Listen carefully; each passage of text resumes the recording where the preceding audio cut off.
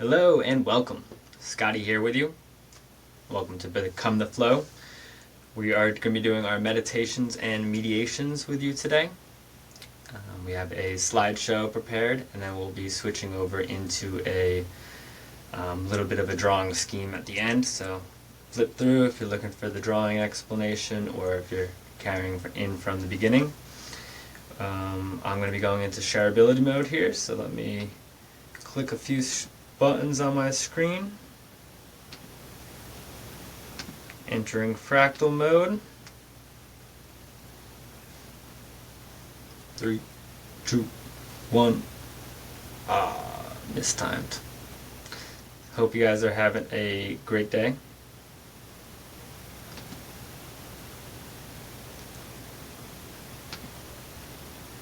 I don't know why it's not showing my screen right now. Let me go back. And there we go. So maybe it was showing it for you, maybe it wasn't, but now we're all here together in the fractal universe of our digital scroll of light.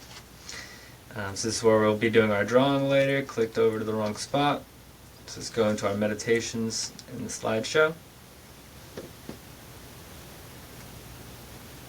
And then I guess these wanted to be called in first. So back up to the top. Alrighty, so as we're building these out, we're adding some more hyperlinks. So you can now click on this and you'll visit my individual page on my website. Click on this and visit our hyperlinks page on our website. That can bring you over to all of our different content. I really recommend using the Google document in there. And that has some quick links and some nice organization to guide you through our array into the larger array. So let's start up here with our 3 pillars. Oh yeah, and then we're on these slides, we're building out the pictures, so if you click the pictures, you'll visit the site where the picture came from to give credit to where that image came from, as well as a lot of those pictures are associated, or websites are associated with information to add to what's being talked about. 3 pillars of meditation: awareness, focus, and attention. We got our sensation, thoughts, feelings, feedback, and self-reference. Focus, we have our convergent and then divergent focus, switching back and forth into recognition. And in attention, we have holding, perception, perspective, intuition, inspiration, will, action, memory, recall, imagination, creating, reason, and formulating. In our write-up on the bottom, we have a passage that goes into these ideas deeper, so these are just going to be presented now, and then we'll do that read-up later. And then we have inquiry, to inquire, coming from our will, memory, imagination, and reason. We have resonance, constructive and destructive. So we have constructive interference occurs where the lines which represent peaks cross, so over here in the red. The constructive interference occurs where the 2 waves are completely out of phase. A peak from one lies halfway between 2 peaks from the other. And the angle at which the constructive and destructive interference occurs depends on the wavelength and the separation between the sources. So this is ourselves as one of these waveform, and whatever we're interacting with as the other waveform. The world is a big complex waveform, so we utilize reductionism to look at singular aspects, singular waveforms that we're interacting with at any given time. This video being an example of one of those interactions, and then depending on your separation between us and this, the outside source, and then ours from you and that source, will depend on how we construct either constructively with the waves adding to amplify into that double larger wave here, or canceling to fully cancel out into nothingness, or more typically canceling to just diminish energies, which depends on the phase shift. The destructive resonance is an interaction with a waveform that reduces your being's amplitude. This destructive resonance can happen to things that are good or bad. If you have a good habit, you can have destructive interference with it and diminish its frequency and its ability to happen, its capacity to occur. And if you have a bad habit, you can destructively interfere with it to diminish how often it occurs. And often when we're on a path of improvement, we're destructively interfering with bad habits that are becoming out of alignment with us, and we're constructively interfering with good habits. So that constructive interference is the exact opposite of this. So constructive resonance is an interaction with a waveform that increases your being's amplitude, and it can increase good habits or bad habits. So you can be using constructive interference and destructive interference counterintuitively, where you're constructing negative and destructing positive, or you can be constructing positive and destructing negative. And those can switch depending on what state of mind we're in and what part of our life we're in. So resonance are instructive, destructive, instructive, constructive, instructive. Whether or not they're destructive or constructive, they're still instructive. And the innate nature of the construction and destructive interference isn't good or bad, it's what we're applying it to. The concentration is our focus. So as we hone our ability to concentrate through meditation, we develop our capacity to hold convergent focus on a subject and divergent focus about a subject. The convergent focus allows us to remain on a subject without scattering to other subjects. Example, stare at a candle. The divergent focus allows us to think about subjects that we are convergently focused on. So once we're thinking about a candle, we can think about a candle. But if our focus, amplitude, and holding ability isn't long for our constructive or our convergent focus, then when we go think about a candle, it will scatter and will jump to other things like light, or and it's dependent on us to see how much scatter space we allow, so that way we are still on the candle, self-referencing back to, okay, we're talking about candle, okay, we're talking about candle. And that's why I use the term switching, because you're going from convergent out into divergent, and then converging back into your candle, and then diverging, and then converging, and remembering that the subject is candle, or the subject is this presentation, or the subject is juggling, or the subject is work.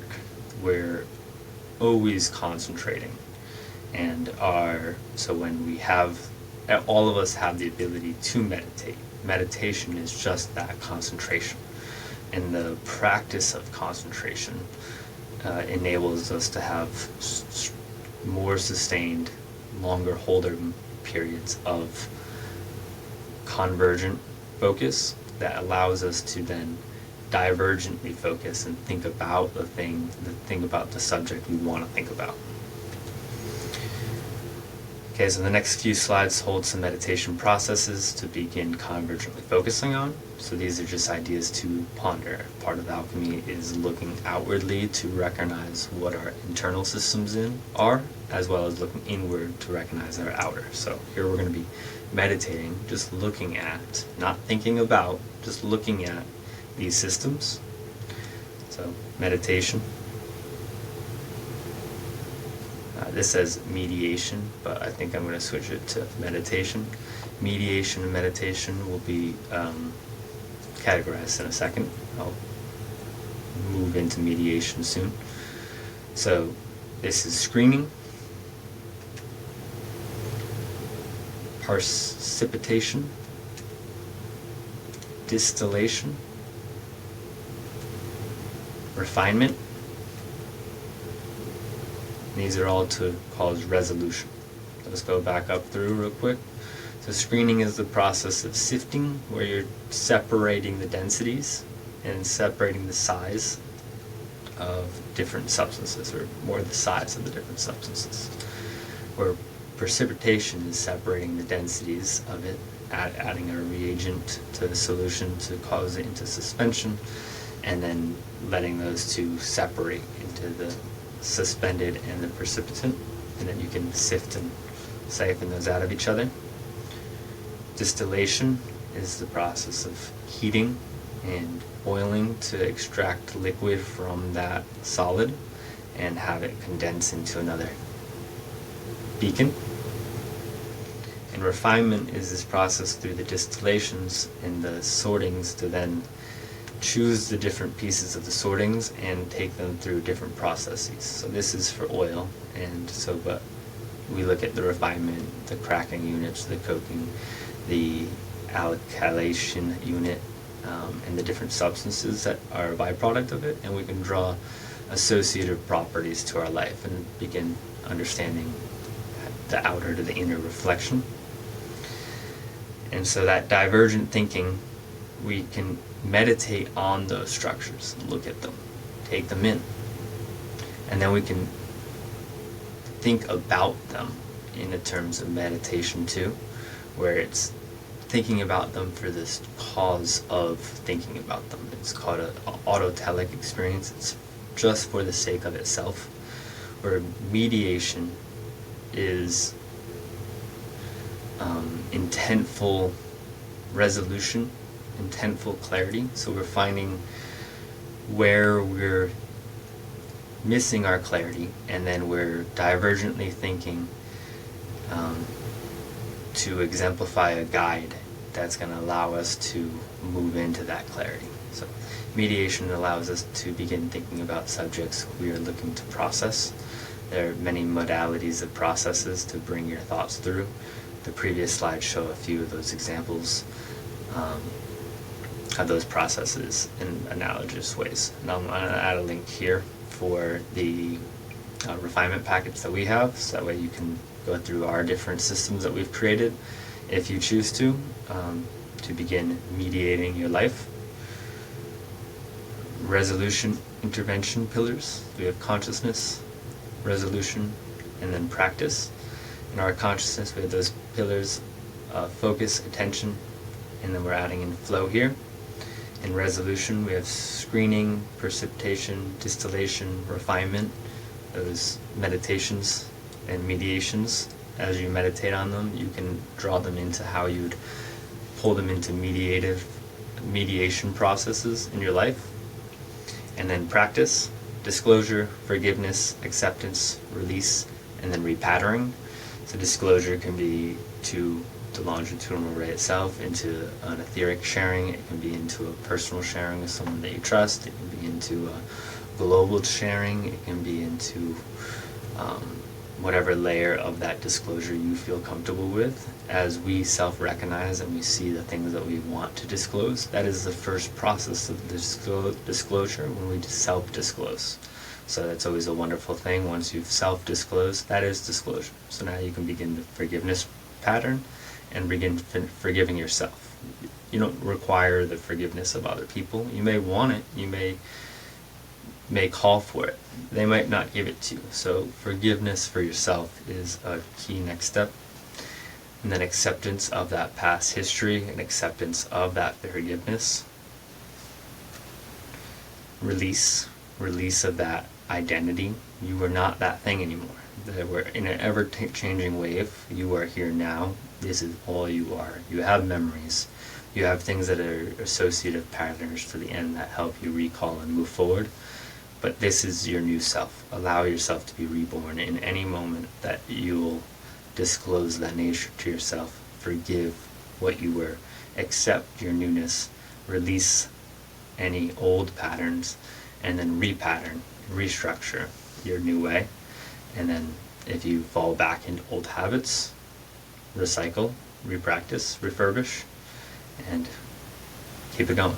But it starts with that focus, and then it pulls through this as we have those focus roots of convergence and divergence to gain our attention, and we can flow with that with ease. We can start doing that with our resolution practices. We can start doing that with our resolution, and we can start doing that with our practices. So resolution is clarity. So we have high resolution and low resolution. As when we're in low resolution, we might not be able to see those parts of ourselves. So as we go through this cycle, every time there might be new sectors that we're be doing mediation and meditations on, to then call in higher and higher resolutions as we zoom in or zoom out to gain the clarity of our reality. So I'll do a quick reading here, and then feel free to read it yourself. Mediations is to concentrate. Awareness, focus, and attentions are codependent to each other. Awareness being necessary to focus. Focus being necessary to be attentive. Attention necessary for the recognition of awareness. Focused attention to sustain awareness. Each of these pillars are nested with aspects that have been recognized through inquired, attentive, focused awareness. Awareness arising from our reception of sensitivity, of sensation, being the root form of feeling. Sensation lending to thought. Thoughts are experienced as sensations, casting feelings. Feelings being held identities of perceived sensations recognized in convergent memory. Feedback arising from the communion of convergent and divergent focus to held perceptions, intuitions, will, memory, imagination, and reason, causing recognition of self to reference. With the self, the feedback extends to think and feel about the self and or others. Focus comes from the convergent and divergent energies coalescing and combining constructively. Held convergence allows for dilation of the eye. Convergent, divergent focal switching, allowing for perception to develop intuition, will, and memory. Memory provides the recalled recognition of self-reference between self and other. Memory and intuition formulate imagination. Memory, intuition, and imagination formulate reason. From reason, we can formulate the reason for our willful being. Attention is holding, overlaying convergent and divergent perceptions to intuit, root through to willfully act, remembering through self-reference, imagining or imaging, reasoning through formulation of inquired exploration of awareness. Meditation. Coalescing constructively and or destructively through mediation. Meditation, resolution, intervention of destructive patterns to your ideal way, allowing for divergent focus about things, recalling aspects, inquiring, intuiting, and reasoning, allowing recognized beneficial patterns to enhance resolution, refinement of self, and distillation of stagnancy. Disclosing to open to forgiveness and acceptance, allowing for the ease of release, making space for the repatterning of self-reference to arise from inspiration in divine timing. Thank you for your self-care, taking the time to study, learn, and improve is an admirable act. We thank you for the work you're doing for yourself, and we send blessings of encouragement to continue your journey of exploration through awareness. Alright, so let's just go into a little drawing here to touch into this idea of concentration, because look at a candle and think about a candle is a little bit too vague, and so we're going to build onto that idea while we're touching on this idea of flow. So up here, there's a link for flow. That's going to bring you over to this flow philosophy slideshow. So we can, scroll through that real quick. Has all my great teachers that would influence these ideas for flow, as well as pictures, links, and all that good stuff as well. So if you follow the links and the hyperlinks, you'll get to the mediations, meditations. That can bring you over to the flow.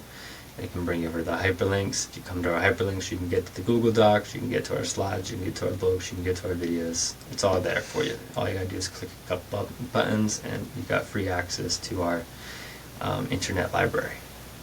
So let's go to our mediation here. Concentration. Oof. It's a new writing tool. So I just started this app. We'll see how it goes. Oof, I don't like it. It's like fixing my spelling. I gotta change that. Not my spelling, but like the shape of my word. So let's mainly just talk about this flow cycle here. So we have our flow channel, and we have our skill down here.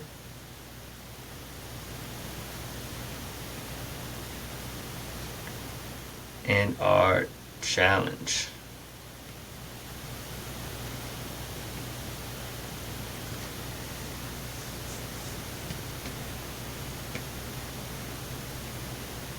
Very weird setting. Not a big fan. Alrighty, and then as we move through here, this is our flow channel. And then below we have our boredom. And these get a little more complicated, and I don't have the full wheel memorized. So we're just going to start with the easy ones. And up here we have our challenge, or our anxiety.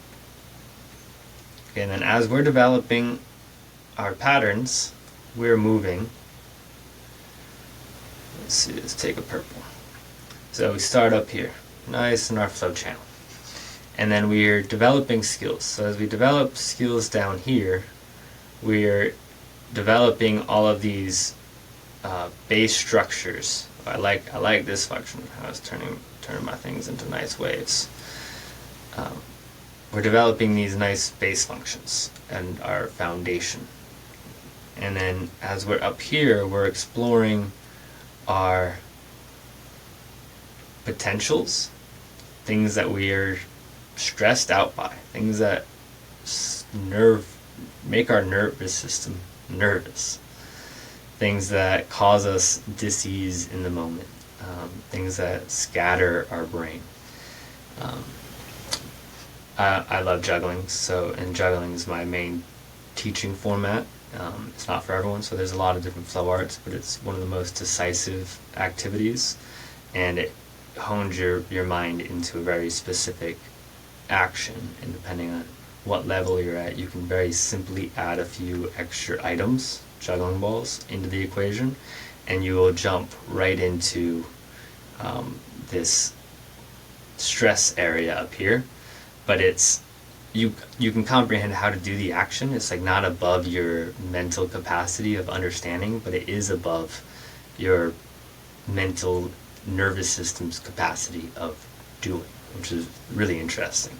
And then once that's too much stress, you can drop right back down and into this region and practice tossing the ball, practice catching the ball. It's one ball, to rebalance and restabilize the nervous system. And then we're practicing the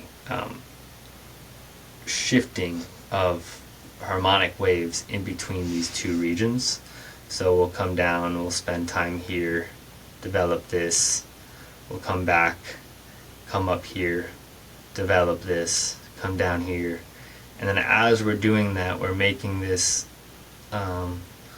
wave function that is aligning our trajectory along our flow channel. So we're often flowing into patterns that are easy, that take our mind right to its limit of capacity.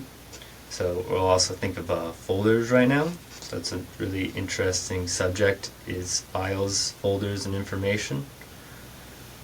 Okay, so there's a zip file and a regular file in computers, and these are kind of in your brain too.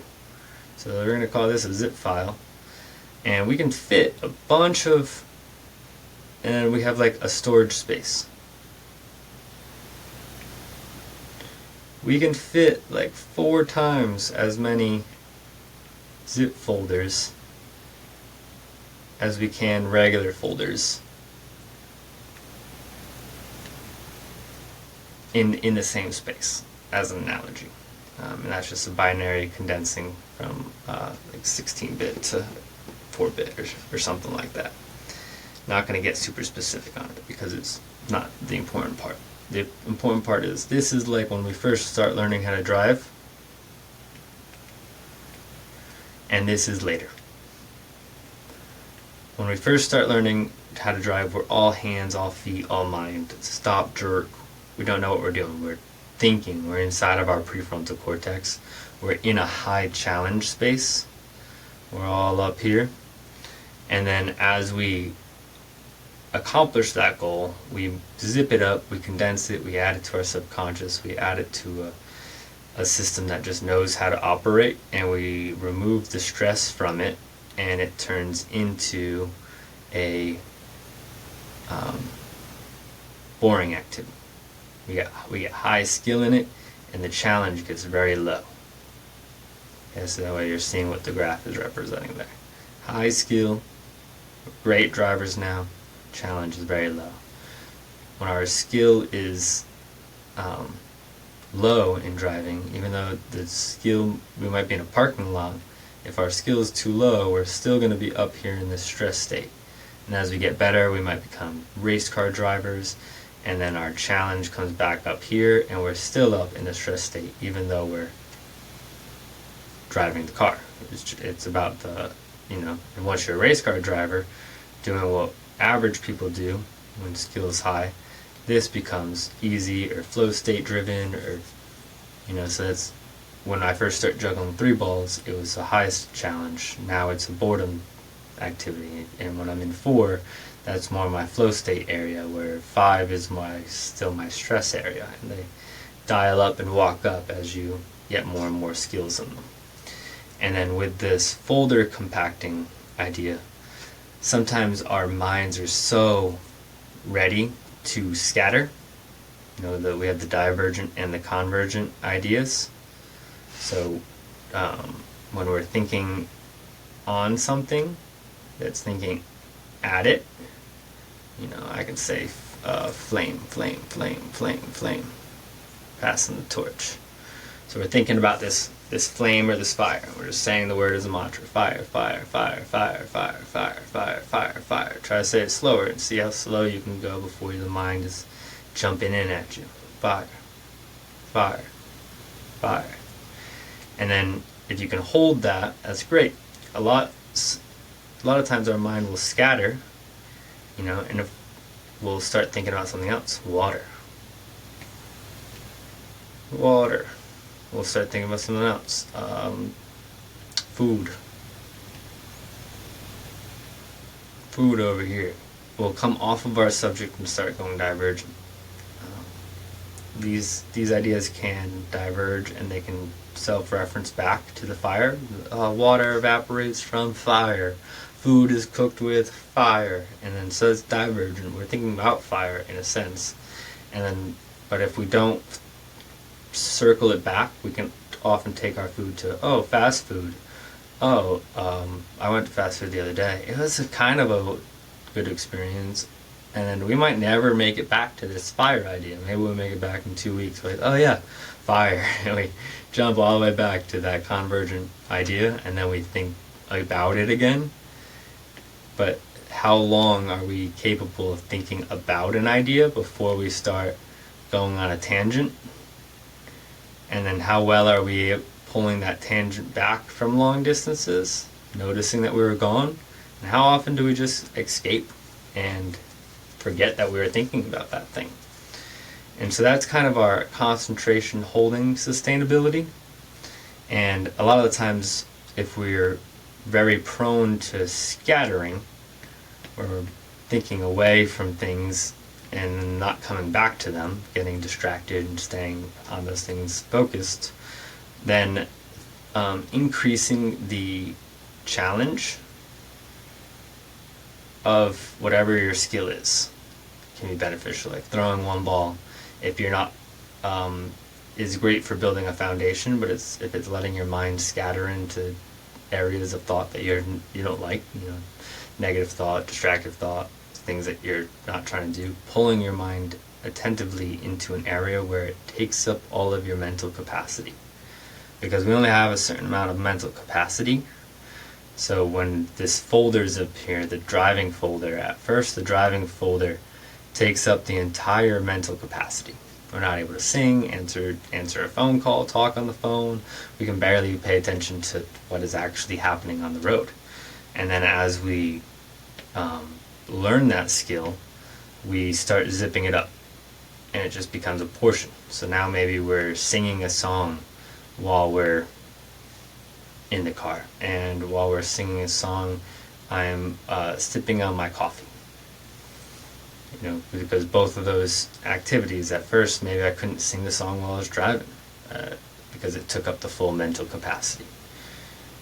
And so those things shift as we begin zipping up folders. So something that was able to fill up your mental capacity before, like 3-ball juggling for me, no longer fills up that mental capacity, and I can have a conversation, and I can explain what I'm doing, and I can talk about something else and ponder other ideas while I'm doing it.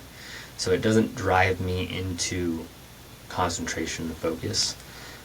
I have to self-drive and self-steer myself to only think about 3-ball juggling, or concentrate on it, not even think about it, but just look at what I'm doing and stay there if I want to do it. And that's a great practice.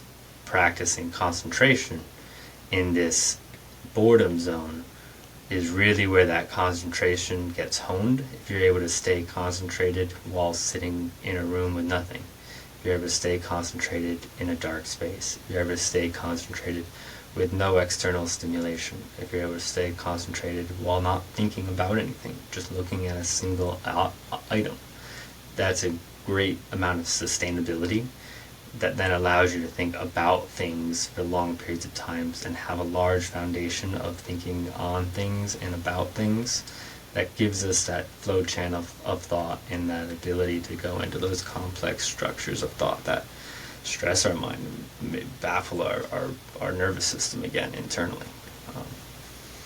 And so ponder those ideas, think about them, hold them, concentrate on them, and if the thinking is not enough, picking up a skill like flow, checking out the juggling videos that we have online to associate yourself with one of those actions, picking a high skill, a high challenge skill to do, even if you're not capable of doing it, but it will drive your mind into that framework and it will hold you there as long as you keep doing that action. And once you stop doing the action, your mind will be free to scatter again. And then you can start lowering the challenge of the skills. That way you can just sit in a space, close off your mind, watch the clouds flow by in your etheric space, stare at a light, tap your fingers, do a process that is low challenge, that you have high skill in, that you would typically be in a state of boredom in, but causing it to be a state of peace, ease, relaxation, rejuvenation, and then making it so our mind feels a little less scattered, so we have more capacity over which way is it going, and also training that capacity to have creative spaces and creative times, so that way our mind can diverge and we can think about pink and then go to flamingo and then go to bird and then go to dragon and then go to fairy tales and then move around in a creative way to make montages and pictures and analogies and associations across great spaces. But if we don't know what we're associating to anymore, we lose that self-reference of what we're doing, what our day's purpose is, what our current action is, what our subjects are, what the current flame is, the burning desire is, then we can feel lost. And that feeling of lostness is what people are often looking to gain from meditation. But oftentimes they're just sitting there and their mind is just doing what it's so used to doing, scattering. And there's not really a physical thing to grab onto and stop. Whereas it's like if you're drawing, you can't stop drawing. You can grab your hand and pull it away and stop doing it. Where our mind is something we have to grab hold of etherically through practice, through meditation, through these ideas, through the belief system that we have that control of our mind. Maybe not ultimate control. There's clouds that go by in the sky. We don't have ultimate control of them, but I may be able to think about how I associate with those, how I release them, how I cast forgiveness for them, how they make me feel and how they make me feel for the collective, and recognize that they're not mine, and I don't own all my thoughts. They're fleeting moments in the etheric space. I own my actions. I own the thoughts that I'm engaging in. Because when a thought comes up, we can choose to concentrate and re-engage and refocus, refine it, re-perspective it, to gain a different light on it and have it not be the destructive interference that it may be when we're like, oh, I don't want this thought, get it out of my head. It's just a cloud. Re-look at it. Maybe it's a dragon, maybe it's a butterfly, maybe it's just a cloud. And you can appreciate the beauty of its nature without naming it, and let it go into the past. Come into the self, repattern, repractice, repeat and repractice. And love thyself, know thyself. Above is below, below is above, inside is out, outside is in. Look in all the directions, hold that awareness, hold that concentration, convergently, divergently, and I hope to see you in many other videos. Please like, share, subscribe so I can start sharing with the collective more and more, and I'll see you soon. Let's see if we can zoom in to our little map here. Boom, boom, boom. I'm going to come back to my riverside, back into the fractal field. We will stop sharing the screen.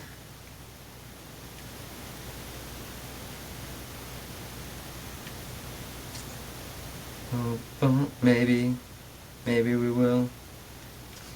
Mission accomplished. Hope you enjoyed the video.